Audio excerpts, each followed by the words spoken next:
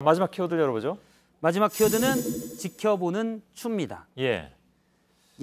오늘 정치권은 이른바 사과의 진실을 놓고 하루 종일 공방을 벌였습니다. 예. 시간대별로 잠깐 정리를 하면 오후에 임종석 청와대 비서실장과 전병헌 정무수석이 박주선 국민의당 비대위원장을 찾아갔습니다. 그래서 대화가 있었고 2시 국민의당 의총에서 박주선 비대위원장은 임종석 비서실장이 추미애 민주당 대표의 발언에 유감을 표명했다. 그래서 추경 참여 여부를 논의하겠다 이렇게 얘기를 했습니다. 의총에서는 이제 추경에 참여하기로, 추경 심의에 참여하기로 합의가 됐습니다. 그런데 조금 있다가 박지원 전 대표가 한수를 더 떴는데 당시 대화 내용을 일부 공개하면서 주장하기를 임종석 비서실장이 추미애 대표는 언컨트롤러블한 사람이다. 즉 통제할 수 없는 사람이다. 이런 말을 했다고 주장했습니다. 제가 주장이라고 표현한 건 이건 임종석 실장으로부터 확인이 안 된 박지원 전 대표의 얘기입니다. 그런데 이 부분은 추미애 대표에게 상당히 모욕적일 수가 있는 발언입니다. 그렇겠죠. 아마 박지원 대표가 머리 자르기의 대상으로 불렸기 때문에 좀 더 공격적으로 표현을 한 것으로 보이는데요. 그러자 바로 청와대에서 약간 반박을 했는데 고위 관계자가 임종석 비서실장이 추미애 대표를 직접 언급한 바 전혀 없다라고 얘기를 했습니다. 전혀 다른 얘기네요, 그러면. 그렇습니다. 앞서 이제 국민의당은 의총까지 열어서 추경을 하기로 했는데 바로 부인을 한 겁니다. 그러자 이제 박주선 비대위원장이 표현에 따르면 경로를 했습니다.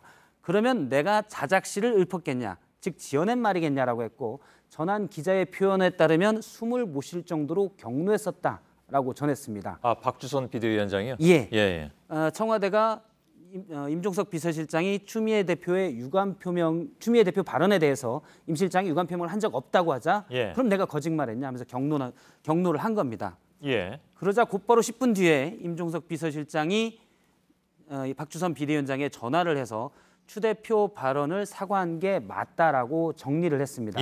이거는 이제 국민의당의 주장인데요. 이 뒤에 청와대의 반박이 없었기 때문에 이 주장이 우선 맞는 것으로 보입니다. 아, 고생했습니다. 이거 정리하느라고. 하루 종일 왔다 갔다 했고 기자들도 힘들었었는데요. 이렇게 보니까 다 일목요연하게 나오긴 하네요. 원론적으로는 추 대표가 그전에 국민의당에게 했던 공격적인 발언이 맞다라는 일부 주장도 있지만 청와대와 당 내부에서는 추경안의 국회 통과가 중요한데 여당 대표로서는 부적절했다라는 지적도 있었던 것이 사실입니다.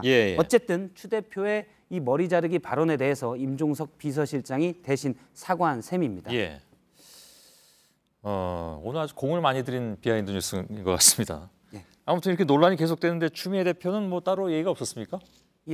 언급이 없었고요. 오후 3시 반쯤에 김현 대변인 명의로 문자 브리핑이 왔습니다.